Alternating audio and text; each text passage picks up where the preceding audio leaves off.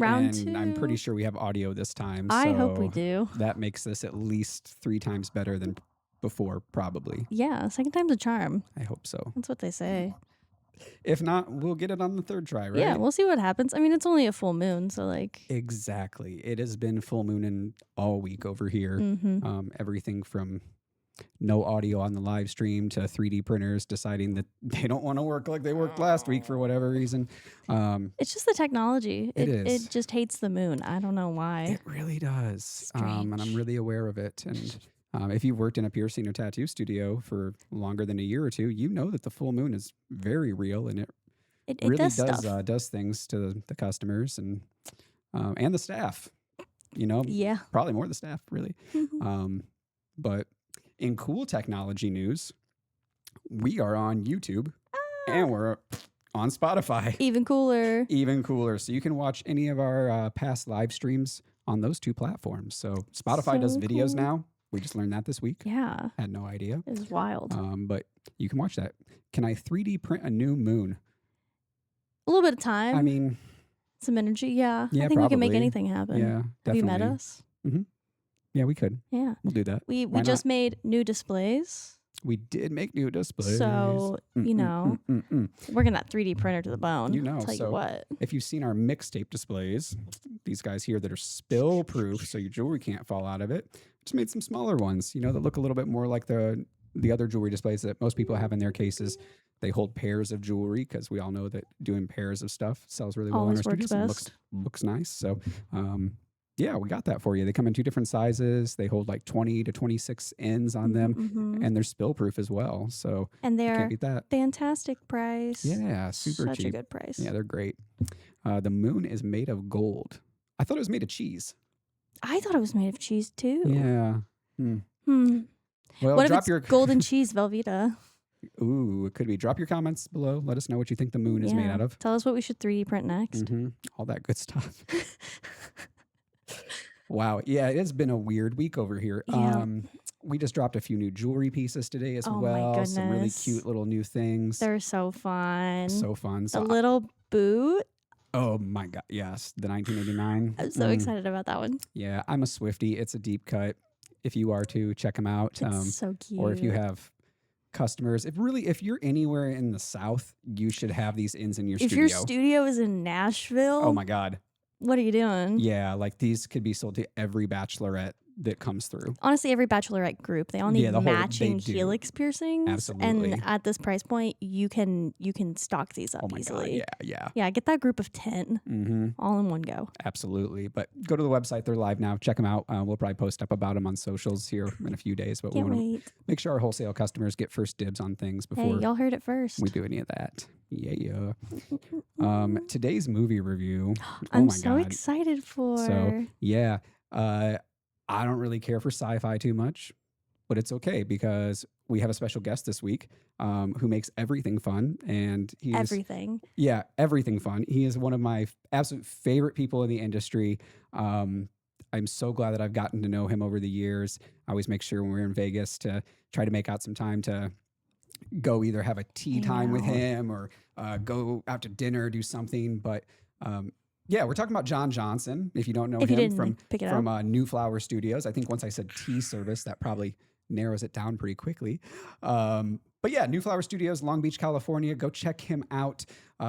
John is just incredible. He has done so much for this industry, more than most people ever know, working behind the scenes with the APP organization and also like a bunch of government organizations for like health and safety and doing that kind of stuff. It's really, really neat. Fascinating work. He also had probably I'm going to go ahead and say the first podcast for body piercing that existed. There might have been one. There might have been another one that predated, but it's the first one I ever heard of. And this was like 15 years ago, maybe plus. I don't even know if it's still archived and out there anymore. But that was one of the ways that I got to know John was like listening to every single episode of this podcast. I loaded them all up on my Zune and listened to them when I was riding the bus to work. So yeah, right. That dates it a little bit. But yeah, it was really, really neat to hear his take on things in the industry and just learn all kinds of great information. So really excited to have him on this stream today. And Should we just jump into it? I think so. All He's right. so fun. He speaks for himself. This one is pre-recorded today, so we will be stepping away from the mics for a second, but I'll be monitoring the chat, so feel free to talk shit, make some jokes, let's have some talks, and we'll see you guys in a little bit. One of them is old, the other is not. Let's pop in the tape and give it a shot. It's time for Retro Reactions with Drew and Bryan. Welcome back. So this week we are talking about The Last Starfighter from 1984. It was John's pick for the week, which is so exciting. And our guest here, John Johnson. Do you want to introduce yourself? Welcome. Hi, everyone. My name is John. I'm a body piercer in Long Beach, California, and I own New Flower Studio Body Piercing. I'm an APP member, and I'm excited to do anything fun in the name of body piercing with my body piercing friends. Hi, Drew. Hell yeah. We're so excited to have you here. Yes, definitely. I was so excited when you picked this movie. It's one of those like hidden gems that I don't think a lot of people know about. I don't think I even knew about it until it was brought up. I was so excited to get into it, especially because I tried. Oh, go ahead. You tried? I tried to like look into what the movie was about, and the little lead-in was just an icon pioneer of the 80s sci-fi. That's all I got. So I was like, I'm not going to look into it any further. We're going to see what this is. Sure. The reason I picked this movie was not because it's a movie that I know so well. I definitely saw it as a kid in the theater, and maybe I've seen it on cable TV once or twice over the last couple decades. But it came across my Instagram feed that it was the comic book version was just republished. And I thought that was okay. Yeah, so we had heard something about that. We didn't know if it was like a TV show that was happening or something like that. Yeah. I ended up going down to not knowing exactly what I was getting. I went down to my local comic book store and was like, I need The Last Starfighter, and they ordered it. And I thought it was like a continuation to the film or a prequel or something, and it's not. It's just a comic book version of the movie, and it was originally released in the 80s around the time of the movie, because the comic book clearly talks about the movie. It's like it's a printed ad for going and seeing the film. So I think they were kind of out at the same time. Yeah. Oh, that's awesome. That's really cool. Yeah, I saw something about it potentially getting picked up to be like a TV show again. I just thought it was really interesting. It was a really neat mix of science fiction, adventure, comedy, and then also trying to kind of tie in like a coming of age story. And now it's also a comic book. Like I feel like it's hitting so many points. Yeah. It's really cool. Yeah. And the visual effects that they were using out in Hollywood at the time were just so interesting, to say the least, for the movie. We've seen a lot of really good practical effects coming out of the 80s, and this was one that I was like, this is just like fun effects. Like they've got all kinds of lights going on. It was it's a thing like again, not having been super familiar with the movie, what I remembered was that all the live action stuff is fine, normal practical effects movie making. And then the scenes that were filmed in outer space, because it's a video game themed movie, right? It ties in closely to a video game of the name Starfighter. The outer space scenes are filmed with animated graphics. It's animated, but it's animated to the abilities that they had in the 1980s. And this movie, was several years after Star Wars, where they were doing these profound, groundbreaking special effects with models to show dogfights in space and all this kind of action. And this movie, they chose to animate all of that. And in modern standards, it looks really, really, really low quality. And I always assumed over all these years that that was their way of saying, you're living in the video game part of this movie. Right. Yeah. So when I Googled it, what Google said was, no, that's not what happened. They were just taking a risk and gambling, a high-stakes movie-making venture where they just used the animation technology they had at the time, and it just looks like a low-budget video game from the 80s. Well, I like that aspect. Yeah, still cool. Yeah, definitely. I thought this movie had one of the really coolest, like, what if ideas. It's almost like this movie was its own conspiracy theory, but it was back in the 80s when conspiracy theories could just be fun little theories and it didn't just turn into real life all the time. Sure. So like some of the what if ideas I got were like, what if that arcade game that's like sitting in the corner of that local pizza place, what if it wasn't just a game? And what if somebody was actually watching it to see who could beat it? What if it meant something? Yeah. And like, I think every kid in the 80s really wanted that to be true. Like, we all wanted to play video games and somehow get noticed to be like, I'm going to be the best video game person ever. And like, we hadn't even thought of Twitch yet. So it was just like, somehow I'm going to be professional at video games.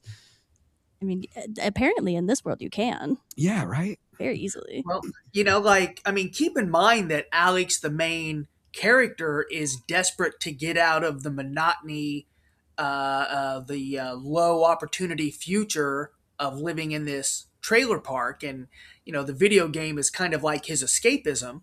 Mm-hmm. And that leads to his opportunity for that life of more that he repeatedly strives for in the film. Like, the video game ends up going from a simple way of tuning out the background of small town life, wanting more, and the video game itself becomes the mechanism for him, like, essentially like saving the galaxy, if you will. It really does. I mean, we open the movie what is it? Starbright, Yes. which is just like the cutest little like name for it. And the sign. It's so cute. I love the retro, like neon. Oh, it was the craziest. I love the name. Ever. I love the sign. And we meet our main character, Alex Rogan. Alex is smart. He's capable. And like you said, he wants to get out of this tiny rural town really badly. Mm-hmm. And everyone around him seems pretty content with their small community besides him. And I kind of like how grounded that was in the opening. I mean, I'm from a smaller area, and you do want to get out of there sometimes. And there are people that love being there.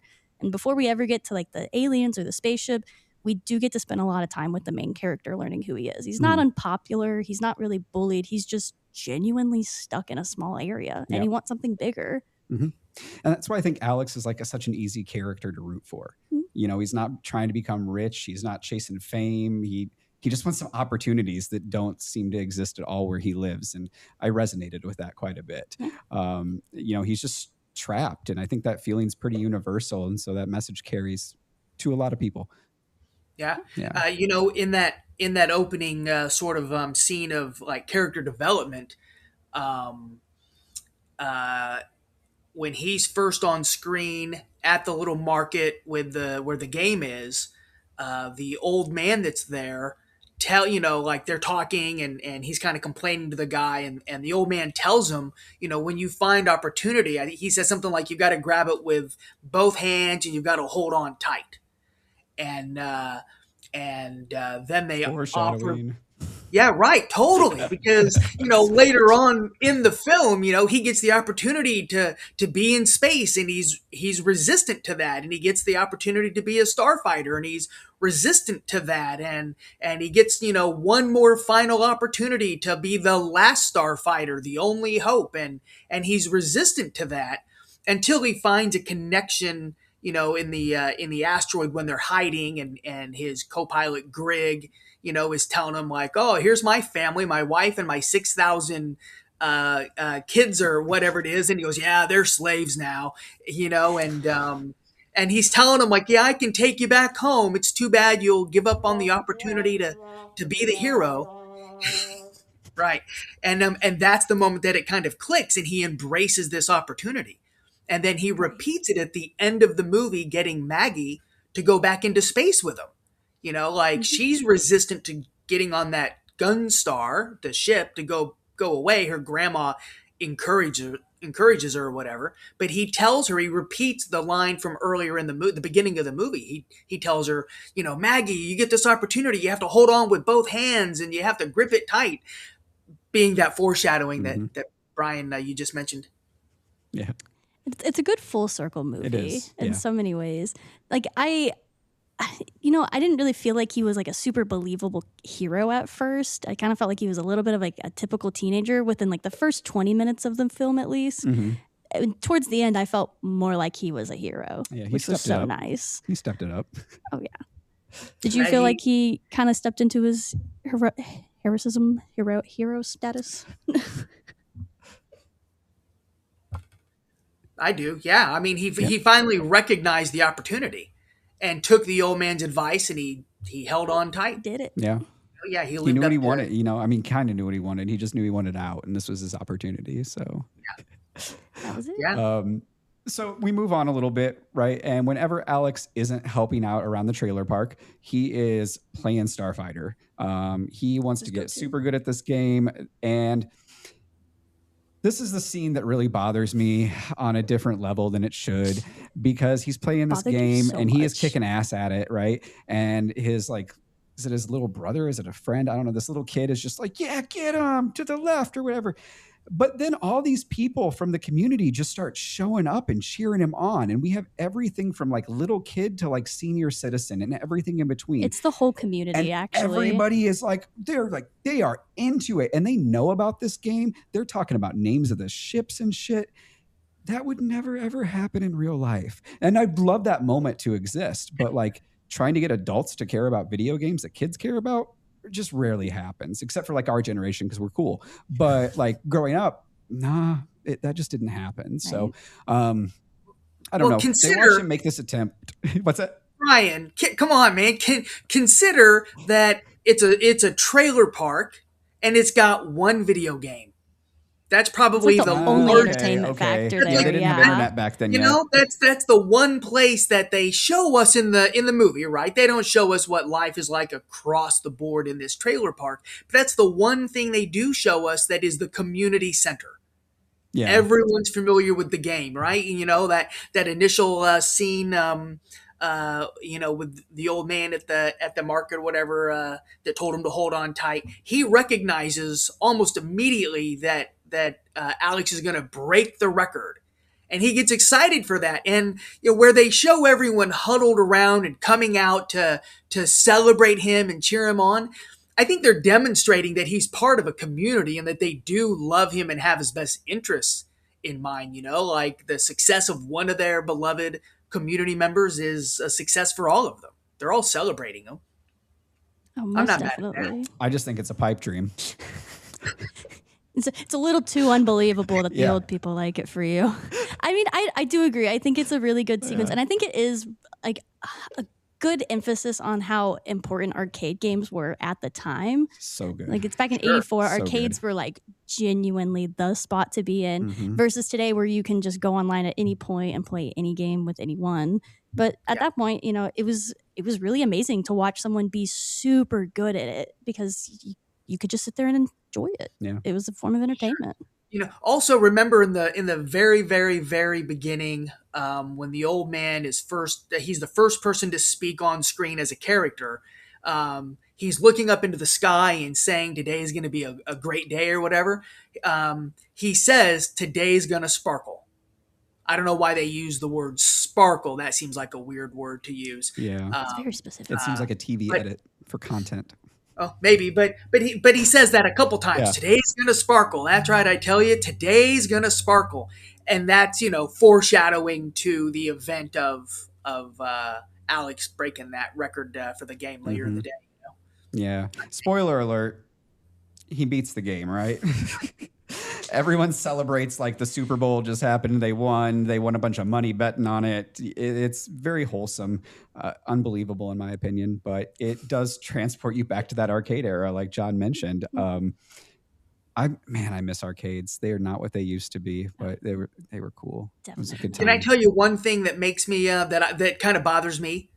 Yeah, go for it. Is when the movie kind of starts, before the first lines from an on-screen character, they're showing kind of some shots of the trailer park. There's a cat, there's a dog, there's the mailboxes, this kind of thing.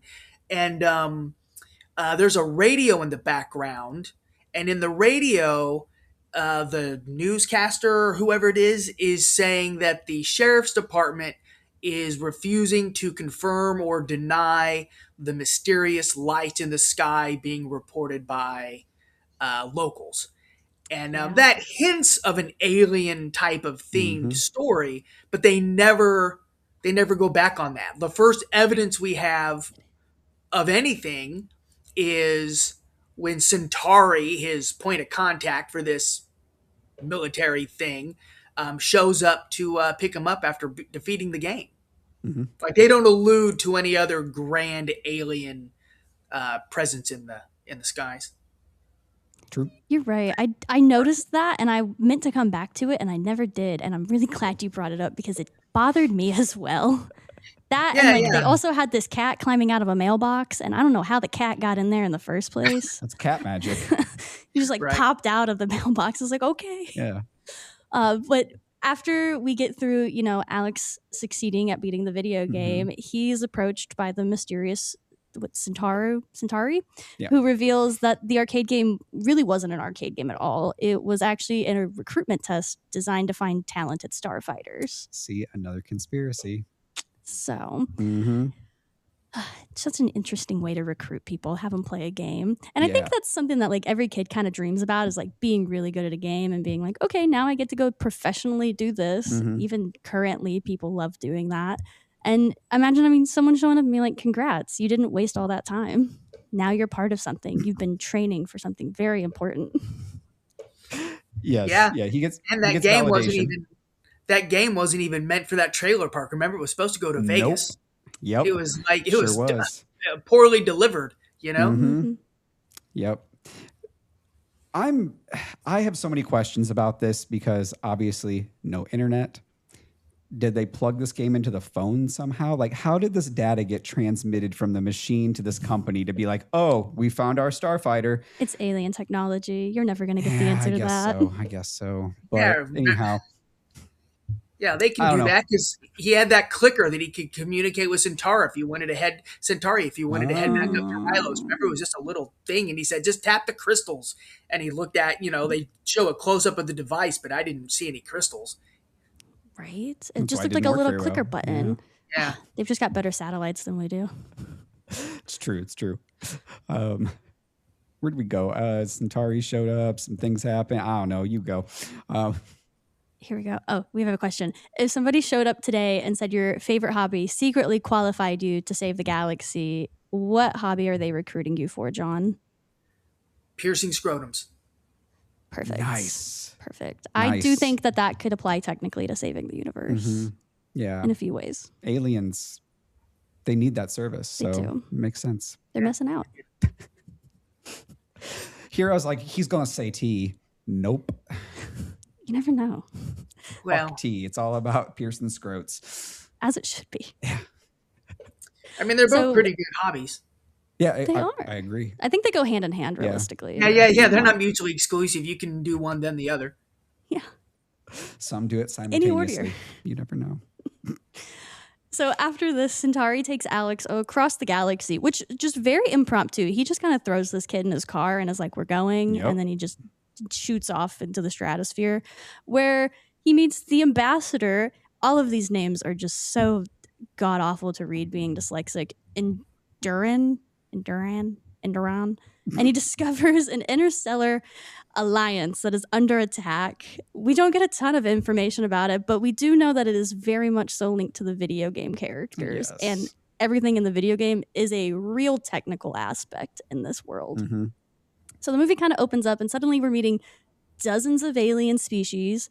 We're learning about the Star League all of a sudden, and we're finding out about conflict that's going on way before Alex ever even came into the Oh, picture. yeah. Yep.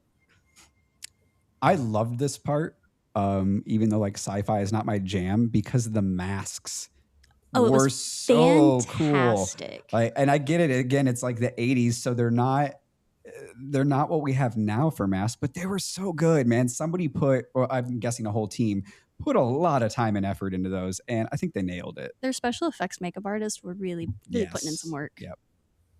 Yeah. One thing that I appreciate is that Alex isn't immediately like treated like he's the chosen one. You know, they don't like put him up on a pedestal. A pedestal? Yeah. They just recruit him because he's got skills, right? Yeah, He yeah. passed the he video just got game talent. test. So I mean, remember that once he he earned gets it. there, they have an entire like fleet of these starfighters, presumably all equally qualified.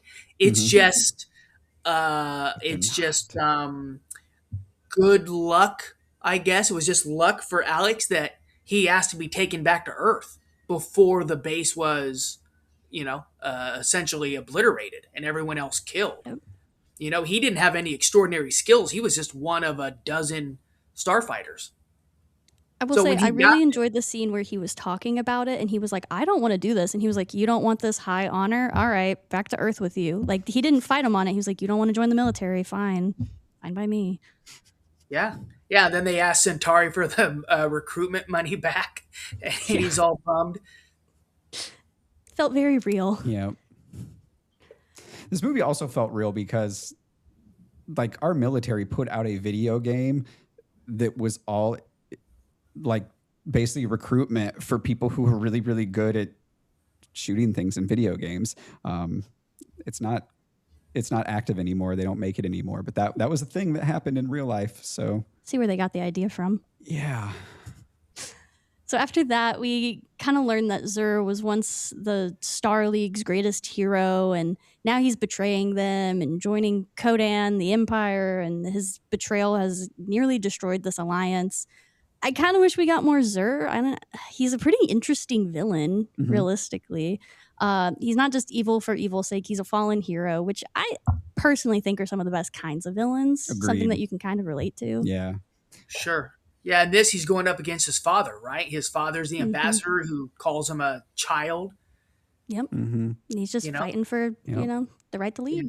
So That'd again, be a good 3-issue comic book series. Get some backstory on Zur. Honestly.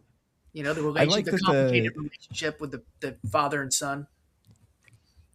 I like the fact that it hits on all these childhood things of like wanting to be really good at video games and getting recruited, getting to fight your dad. Like, just checking a bunch of boxes. just checking all the boxes, Like, I feel like I might have the same trauma as the guy who wrote this movie. Someone was processing their don't trauma know. through writing. Yeah.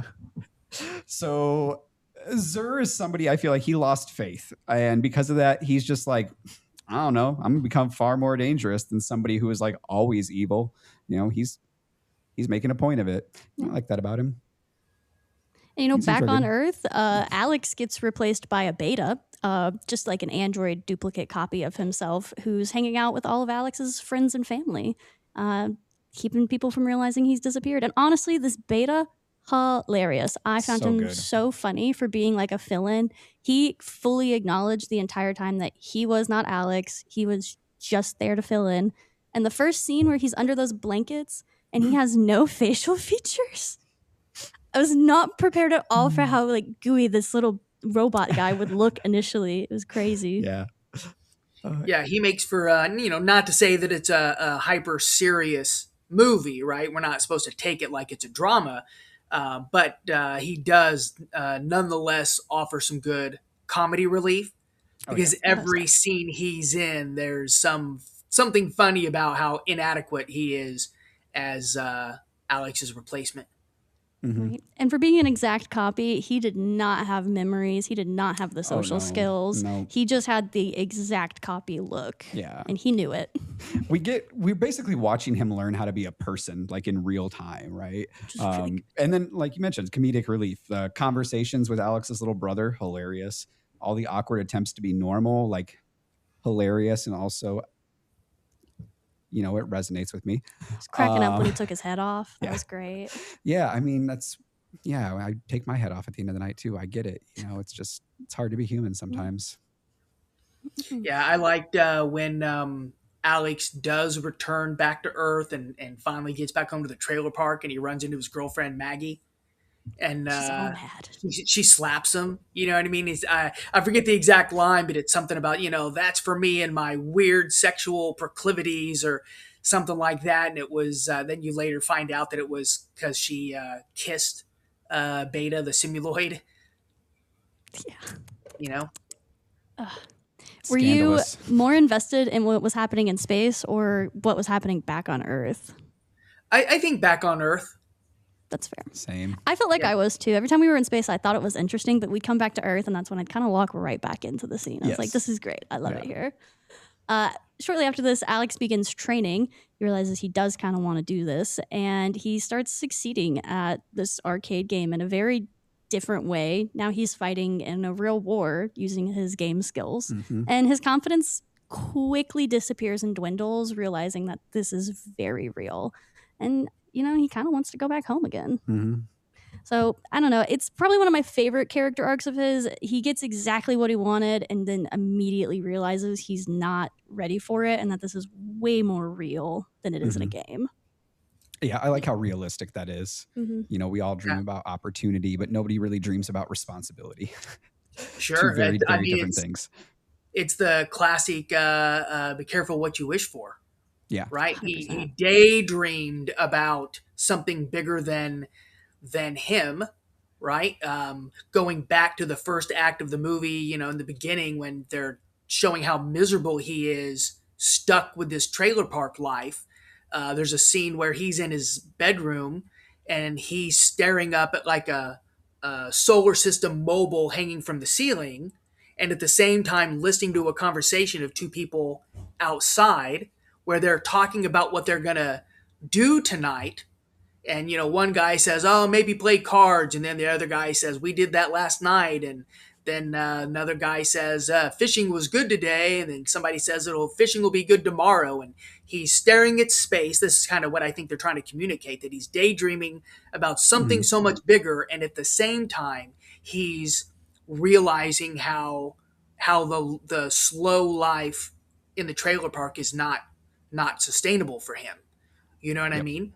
But then he gets these opportunities to do something beyond his wildest imagination outside the trailer park, like saving the world, and he's still resistant up until the very kind of last minute. Mm-hmm. Yeah, I mean, it's taking him out of his comfort zone. Oh, 100%.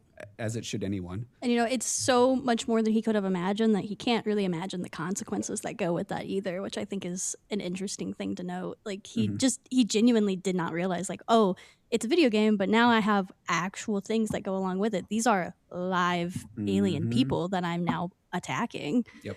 And, we get a little further into it, and there's the attack on Rylos. The Codent Empire launches a devastating surprise attack against the Star League, kills pretty much every starfighter, and the battle really starts heating up at that point. We see him getting into it, and it raises the stakes so much to know that he's kind of the last starfighter. Yeah. Yep. He isn't joining a team. Alex is the team. He's one-man wolf pack. Yeah, it's by default at that point. There's no one else left from him. And he repeatedly, kind of communicates he doesn't want to die. You know what I mean? I forget the exact line, but, there's a point where he's with Grig, right? The lizard-like navigator. And they go after, like, the first Codon ship or whatever that was by itself. And he has to kind of chase him through the asteroid to destroy it. And so then, the dialogue with him and Grig is like, you almost got me killed, or, something like that. And he's like, yeah, that's the spirit. Like, Grig's all excited. This is battle. This is how you become a hero. This is what he does. Yeah. Yeah. And at that point, Alex is still even resistant because he's realizing that this could cost him his own life.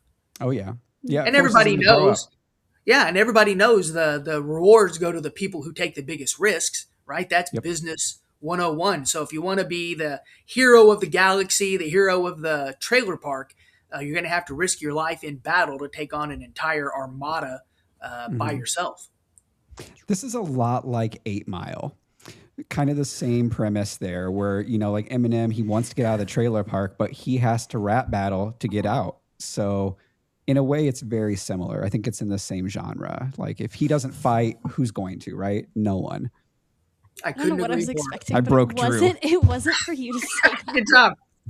I like that. Yeah, that's great. Really good. Like it's a good comparison. Unfortunately, it is. It's a classic. It's a classic story of like one lone hero having to do it on their own against all odds. Yep. No spaghetti in this movie though. Right. No, Mom was not cooking spaghetti this time around. So we get Alex and Grig. They launch into the Gunstar and they face the overwhelming odds of the Armada. During the battle, Alex kind of uses the Gunstar's secret Death Blossom weapon and it starts to turn the tides. And the Death Blossom, what a cool name. Yeah. You should it's name jewelry kind of ridiculous, but I love it. Yeah. I kind of love it. and he's told not to use it. Greg's like, hey, don't touch that. You don't need that. Yeah. Yeah, and go ahead. Go. No. Oh, I was just saying, it almost costs them their lives because what he doesn't know before using the Death Blossom, which is a great name, I agree, is that it uses up all the ship's power. And to get the ship going again before being rammed by the main mothership, I don't know what they called it, but they have to use their life support energy to get the ship powered up to move again. Yeah, it was wild. It was. And I mean, this kind of leads into those really interesting special effects shots where Oh yeah, because they it weren't looks miniatures. so video game-esque, and it's so, I enjoyed it because it looked like the game that he was playing. So I can only imagine in the position he's in, like, it seems a little more natural because it's what he's been doing this entire time at home. Yeah. So I thought it was cool. Do you like the effects still, John? Like, do they still work for you, or are they just kind of enjoyable now because of what they represented historically? You know what? All these years that I thought that the outer space video animation effects were supposed to be a connection to the universe of video games, kind of like Which a would make Tron sense. like kind of experience. And yeah, that made sense. That's how I rationalized it. It made sense. But in preparing for this, you said rewatch the movie, of course, and I did, and that made me ask Google a couple questions.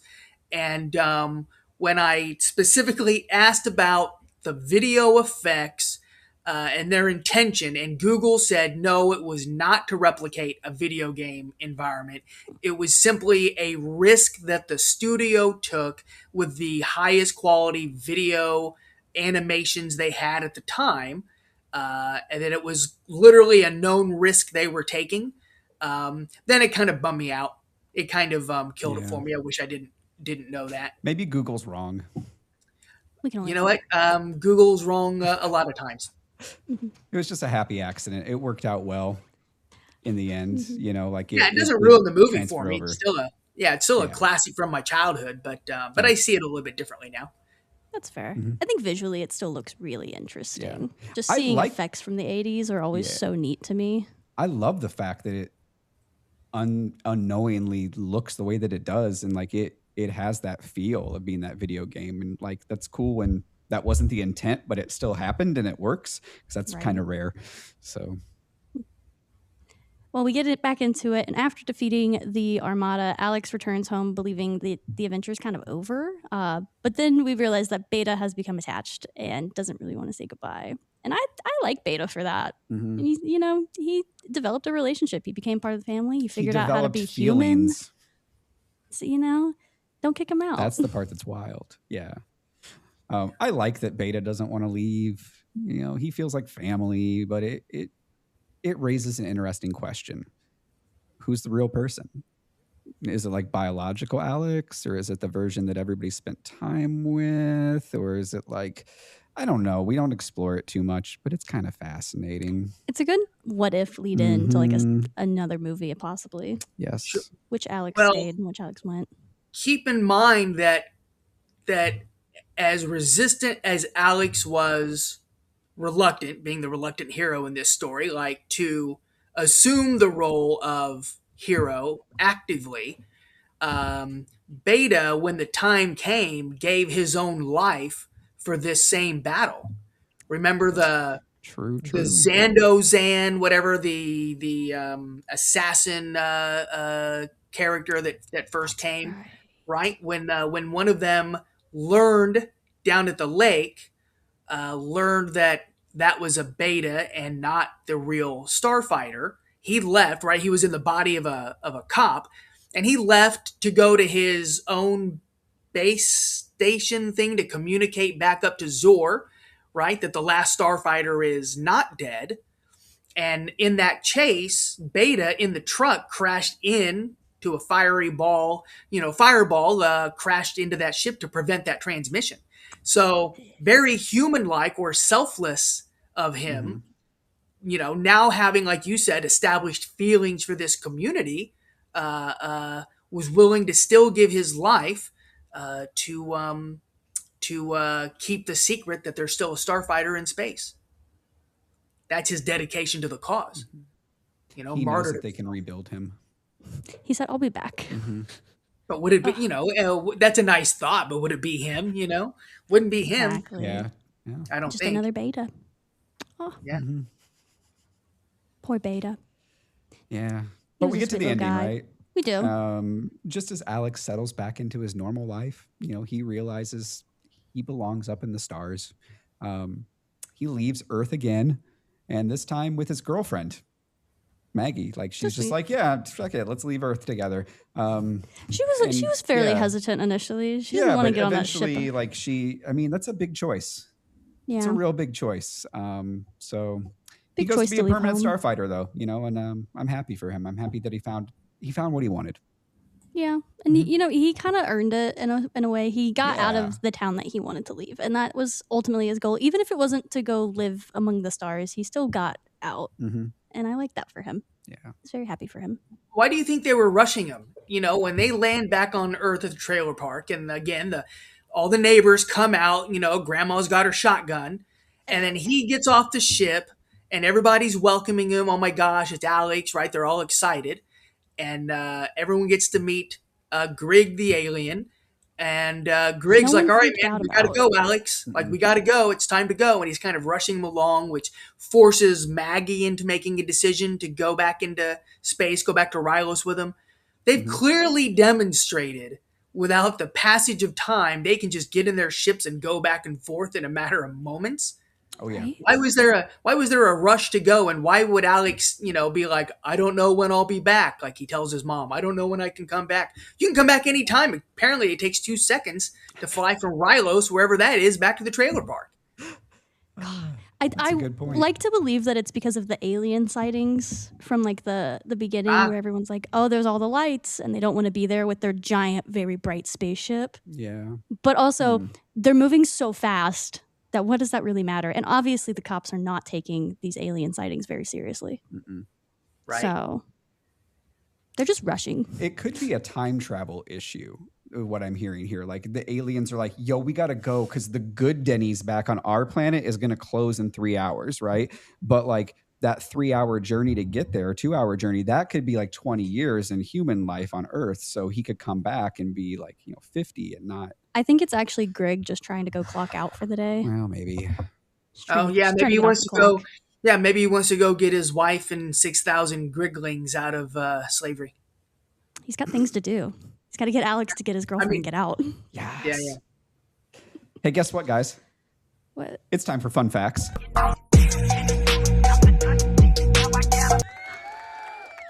Oh wow, fun facts. What are these?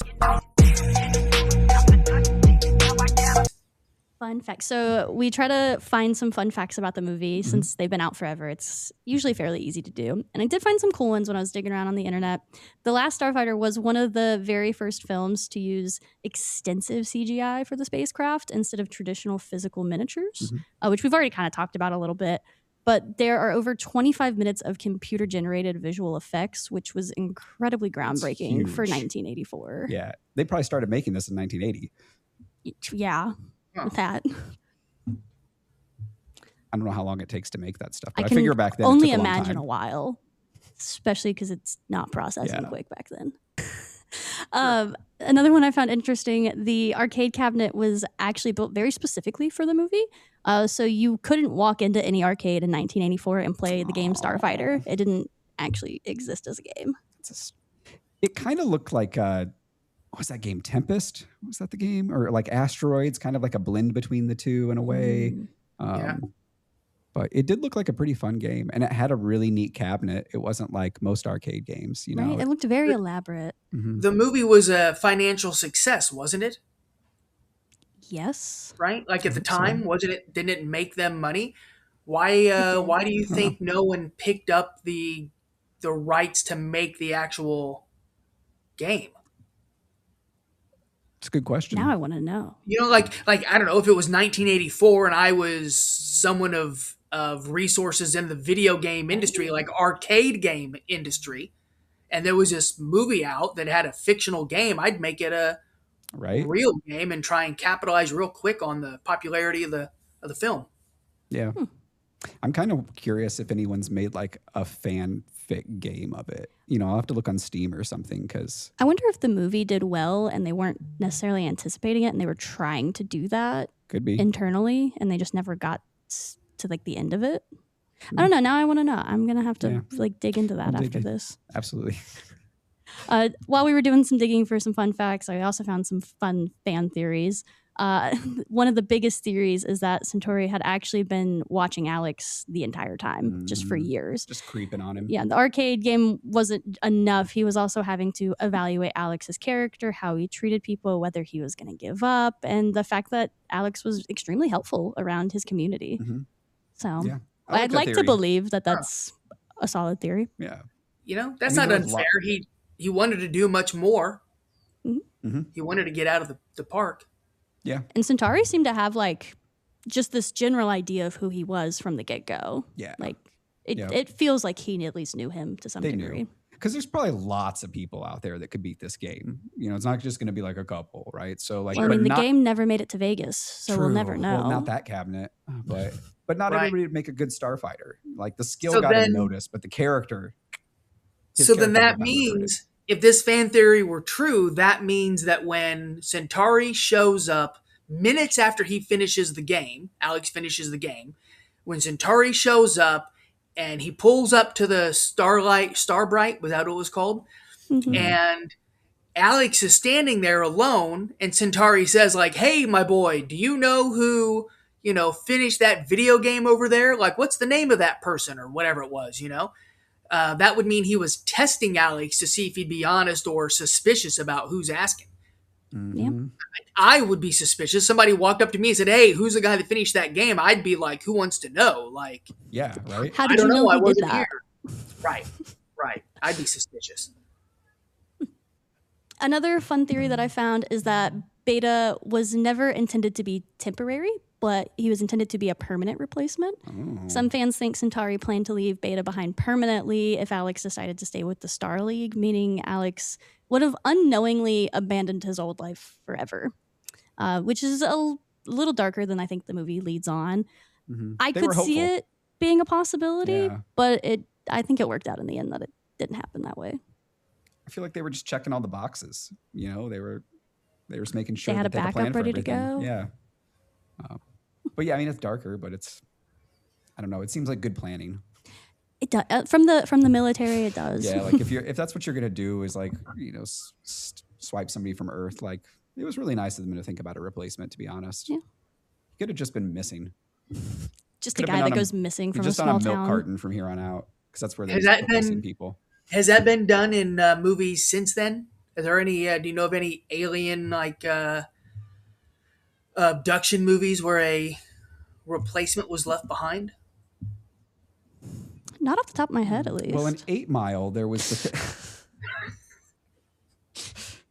Hey, that was funny. Yeah, my final thoughts. I don't know. This movie's fun. What are your final thoughts? It was. I mean, it was incredibly optimistic and creative, I think. And it captures like part of the childhood fantasy that you're destined for something bigger and that you can achieve something bigger, even if it's scary. Yeah. I would say my final thoughts are that someone who is old enough to remember arcade game culture and the value or the importance that had to our society, in the 80s and stuff, through the mid 90s maybe, who hasn't seen this film will probably really find it fun.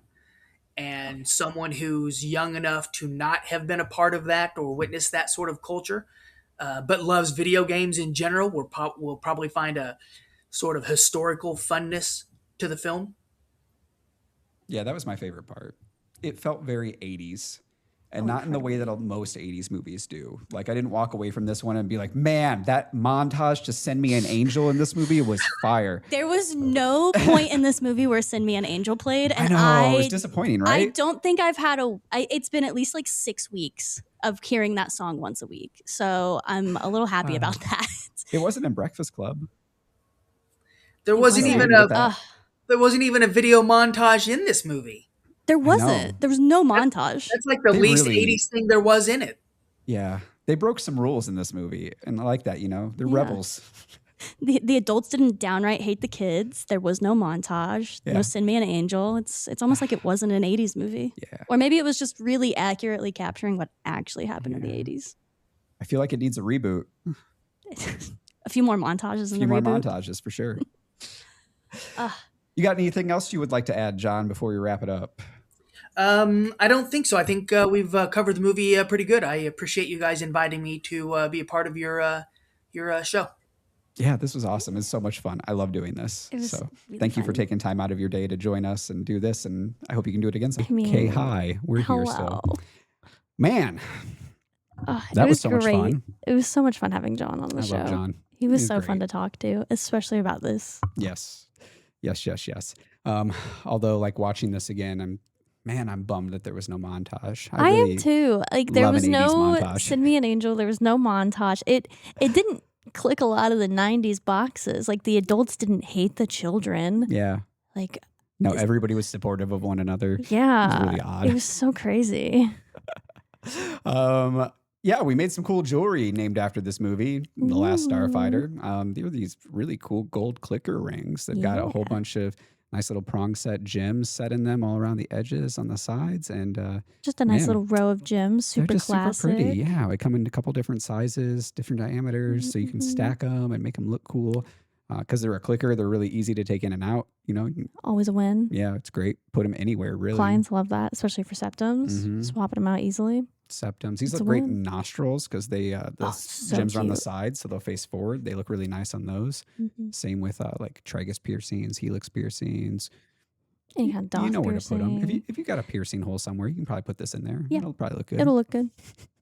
Like I said, we have those in a couple different sizes. They're all in stock on the website right now, Ooh. and you can save 10%. How do you do that, Drew? You just use the code right above my head. Well, What? way up there. You see it way at the top there. Doop, right there, Star League. Yes, use coupon code STARLEAGUE at checkout. That's for wholesale customers only. You get 10% off, and there is no limit. No you can limits. buy all of them that we have at 10% off if you want to. Actually, please do. We're not gonna It's a stop you. great deal for you. Yeah, it really is. These Mhm. are already a really good price. Yeah. So yeah, snag some. I mean, everything's a they're good price awesome. because we make everything. It's true. So We do. That helps. Yeah, we've got so much, man. We've got so much jewelry right now. It's ridiculous. So much. But hopefully you love this piece, and hopefully you Mhm. loved the movie as much as we did. We all gave it a Yes. thumbs up, Mhm. which I was kind of surprised that you gave a sci-fi movie a thumbs up. I know. Let's Just a not tell little. anyone. Can't let anyone know. Yeah, sci-fi is not usually my jam, but this was amusing. It had enough video game stuff in it to make me care. That's fair. So Video game sci-fi. That's your avenue. exactly. Well, I think this wraps it up for Yeah, I to think this that's one. it. Yeah, it's great. So Go get your rings. Go get your new displays. absolutely. Do the whole thing. Check us out. Check out our other reviews. They're on YouTube. Yes. They're on Spotify. Give us a follow. Give us a like. Do all that good stuff. Check out all the new things that are on the website. And don't forget about our nonprofit, the Heal This Way Foundation, where 10% of all of your Jewelry This Way profits go directly into that nonprofit to pay for free therapy for body piercers. So it's a great way to support a great cause and take care of your fellow piercers. Yay. Yeah. Thank you. You guys should really take away my sound effects buttons. Never. Cool. Well, I think that's thank it. you guys so much for watching. If you want to be a guest on one of our future episodes, send us an email. Let us know, and we'll Yeah, get you on DM here. us. Whatever you got to do. That's all we got. Make it happen. We'll see you next week. Bye.